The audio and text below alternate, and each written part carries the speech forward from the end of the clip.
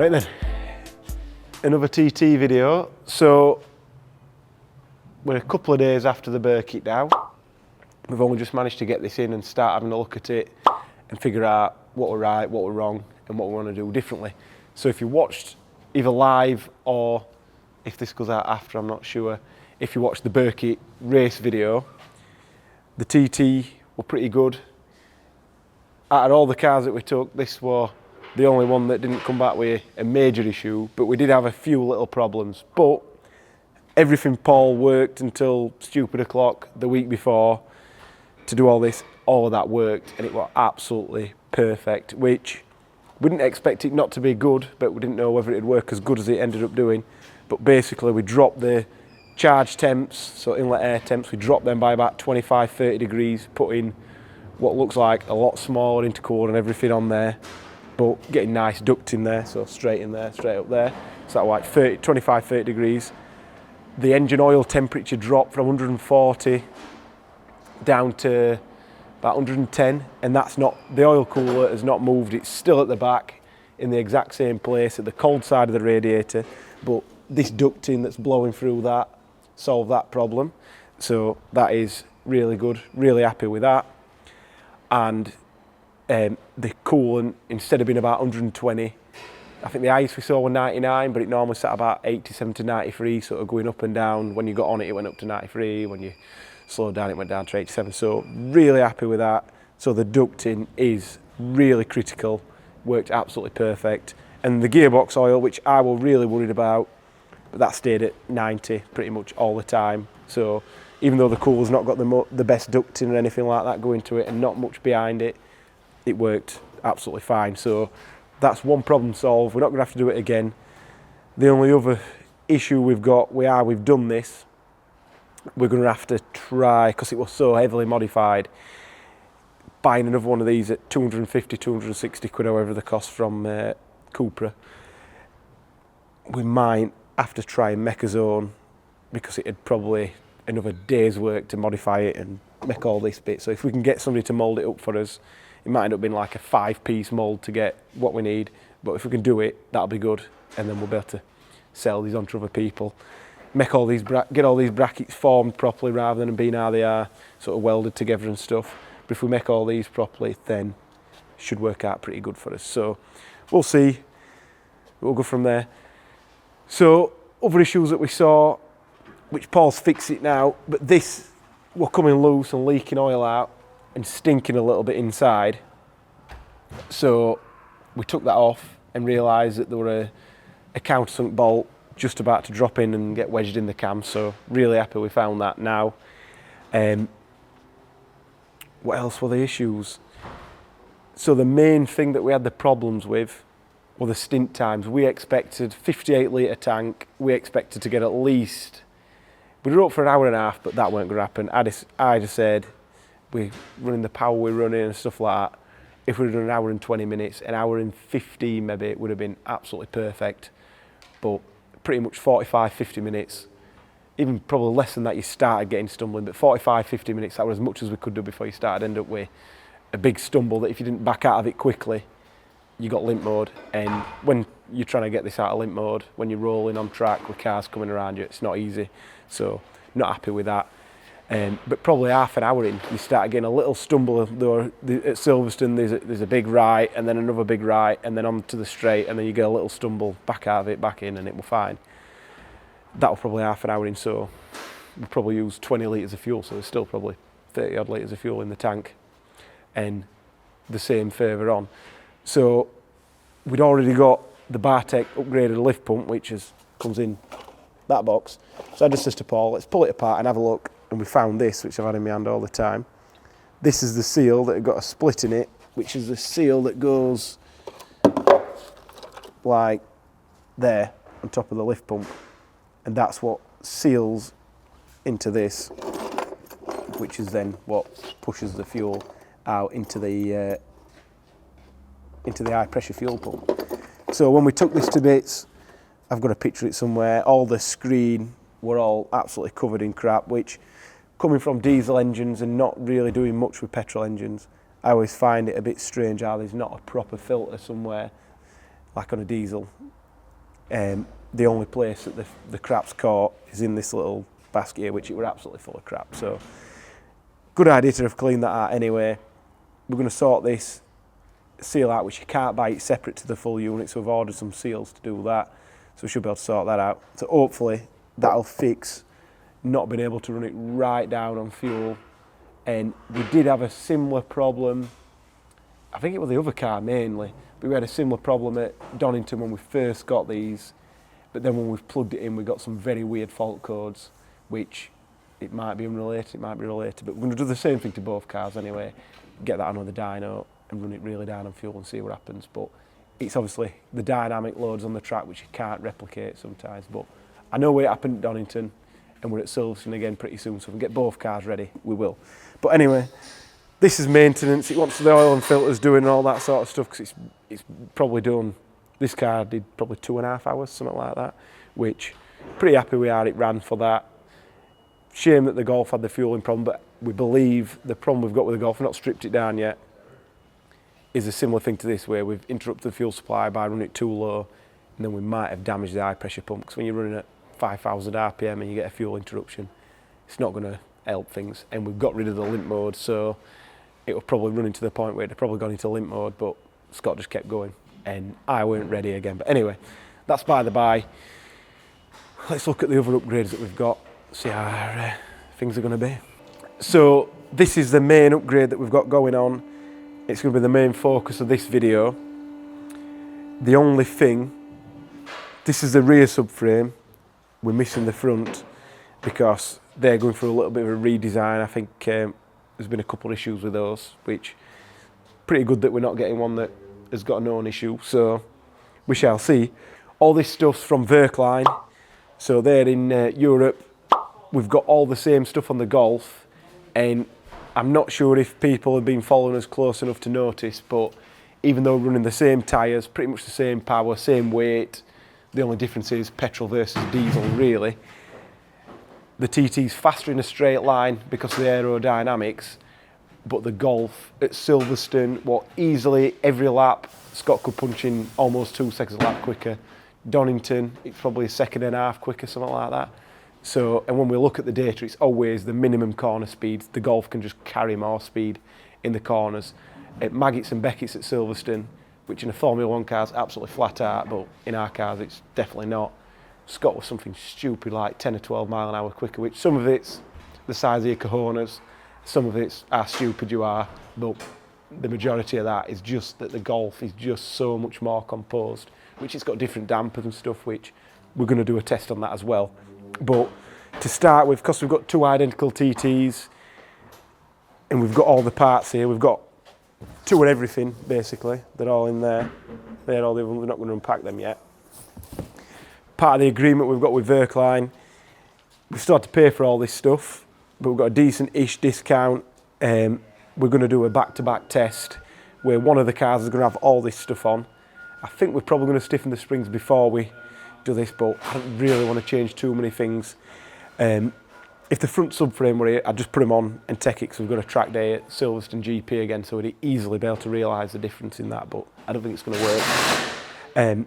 But yeah, we're going to fit all this stuff and then take both cars together, and me and Scott's going to keep swapping and seeing, and just see if the car with the Verkline stuff, when we've got it set up nice, just keeps walking away, then you will see the difference.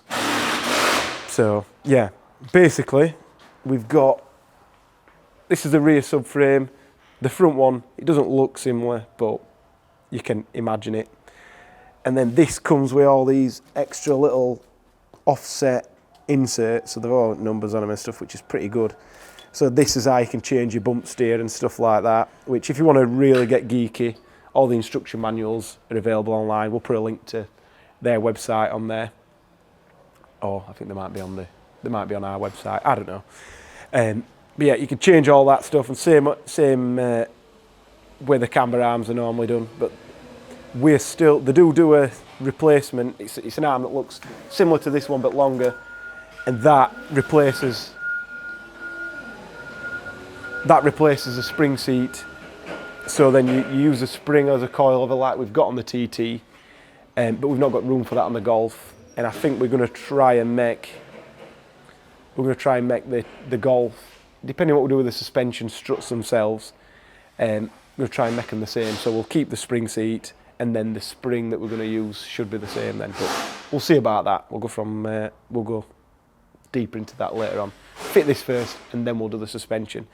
So then we've got these, which is WAS, what's that? 9048. This is the top arm at the rear. So these have got nice bushings in there, spherical joints at the end, which all these joints, these are really high quality ones. These are sort of the best you can get without spending 100 quid a piece on them. We've gone through all this with a Citigo, so we know what a good rose joint is. So yeah, that's a decent upgrade. That the only thing is you'd have to remove that to get it to do what you need to do. But anyway, sort that. So these are the other rear arms. What these ones are? TRS 008. So the rear toe links. They're pretty good because they're on a turnbuckle.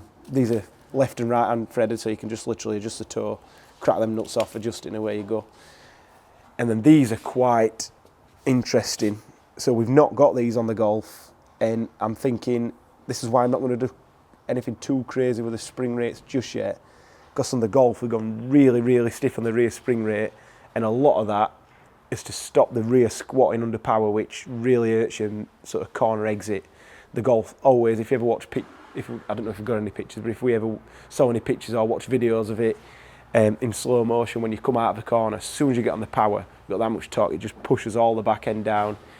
The idea behind this, you've got some adjustments here, so you can change the angle where this arm bolts up, and then you can change the angle where it bolts up to the hub. And there's a couple of pictures that we might be able to flash up from the instruction manual, but basically you're changing the angle that the rear arm is in relation to the rear of this front arm, and that sort of changes the pivot point of where it wants to squat. So I think a lot of people just put these on and leave them in the factory position. I think the first thing I want to do, just to see what the difference is put them straight into the most aggressive anti-squat position, and then we'll try them at the track and see what's what. So we've got a rough idea where we want the rest of the suspension to be. This will be the biggest difference in the Golf. I'd have said, especially if we're not going to do the springs, because looking at the tyre wear on the TT, we're using the outer shoulder a lot more, and it feels that way when you're driving it.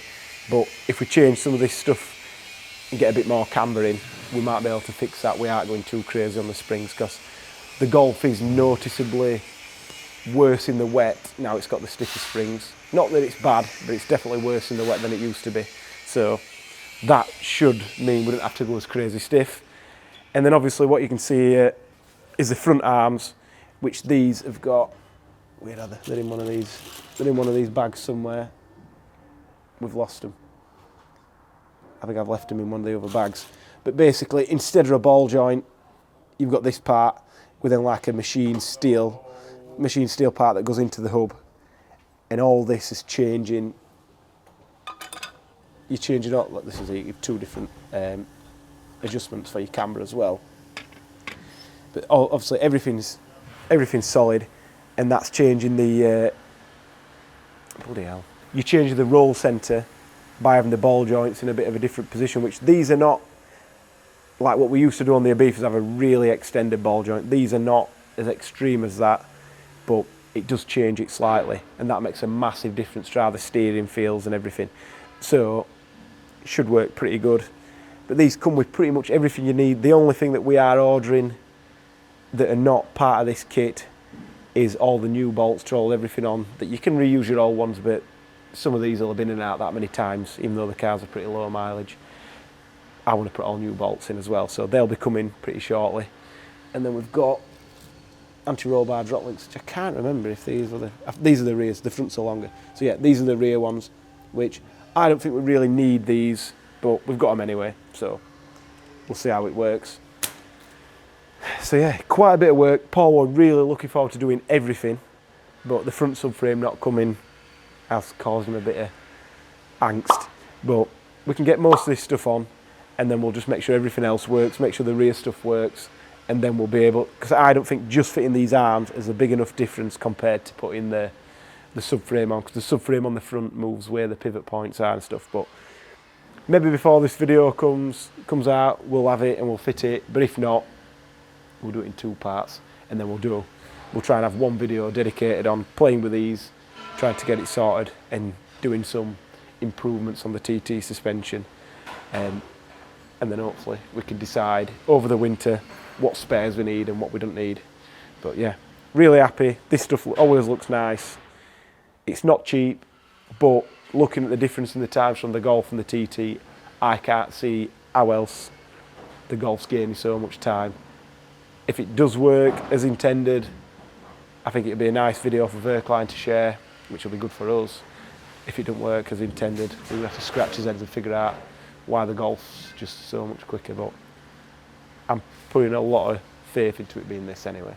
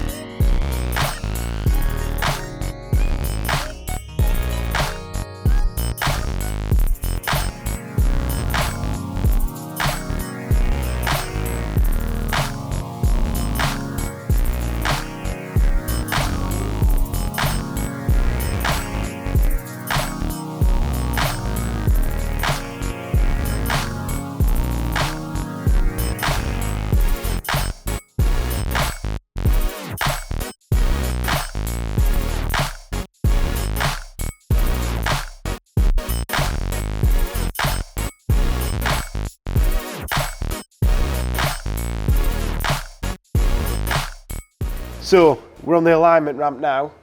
You'll probably not be able to see it from where we are. Paul's got the string lines on and we've got 10 mil of toe out on there, so we need to sort that out. But we've got the 1 or 2 mil on this side, so that's pretty good. But yeah, we've got the Verkline stuff on now, or at least we have on the rear. So as you can see, we've done things a little bit different. We've took the springs off the shock absorbers and we've put a divorced spring setup like the Golf's got on the rear, so we can run the same springs as the Golf.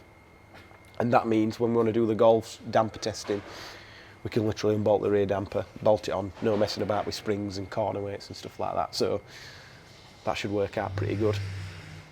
So, oh dear, the toe adjustment should be pretty easy now because we've got these turnbuckles. Just turn them, and away we go. We'll get the toe setting that we need. Oh, sorry, Danny.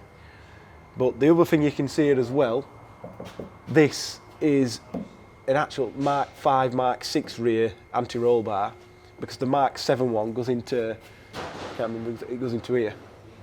The drop link comes into here, and at ride height, it was pretty much touching on this subframe here because we're running this so low. So we swapped the rear hubs to the same as the Mark 5 Golf. We've got the same rear springs, we've got the same rear anti-roll bar. The subframe's different just because of how it bolts to the car. And this potentially, if we want to, we can. We don't really need to. We can swap this spring arm and put that to the same.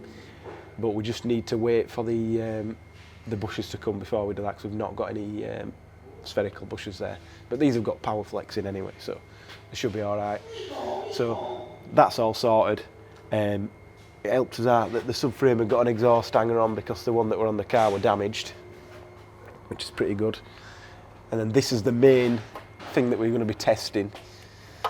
This is the anti-squat arm, which we showed you that earlier on. So hopefully that works. We've put it in maximum anti-squat, so whether it does any weird stuff, not too sure. But then the front, as you can see here, it's just totally standard, or as it was before. I think these are Super Pro arms or something like that, VW Cup spec. The Verkline arms weren't actually any wider than these, and we reckon that we had to have, to make it the same width as this, we had to have the rose joints wound out a little bit further than we wanted to. So we're just waiting on Verkline getting back to us about that one. It's been a few days now and they've not actually given us an answer, but anyway, we'll sort that out.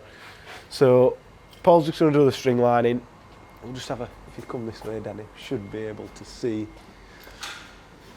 And you can see the string line. I can only just get my finger up there, and then loads of room here. So 10mm toe out, it'd definitely turn in good, but we'd destroy tyres and probably crash driving down straights, because it just want to turn all the time. So we'll let Paul do this, and then it's getting onto the dyno, and hopefully we've fixed the misfire problems, stuff like that. So we'll leave it here, make sure we get some footage on the dyno. And the only thing that we've not changed at the minute are the port injectors, so we'll see.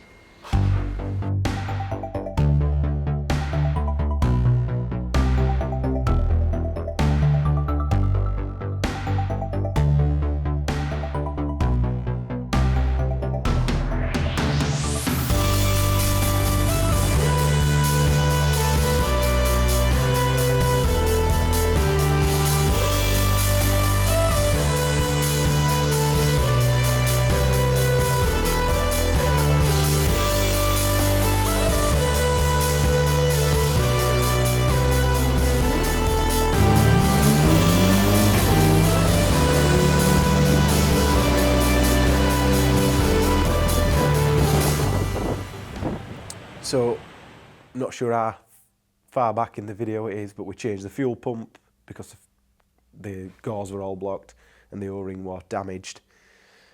We changed the high pressure injectors because we're not sure if they got any crap through them, and they're pretty hard to get to. And then we've got a set of port injectors that we're going to swap if we had any problems.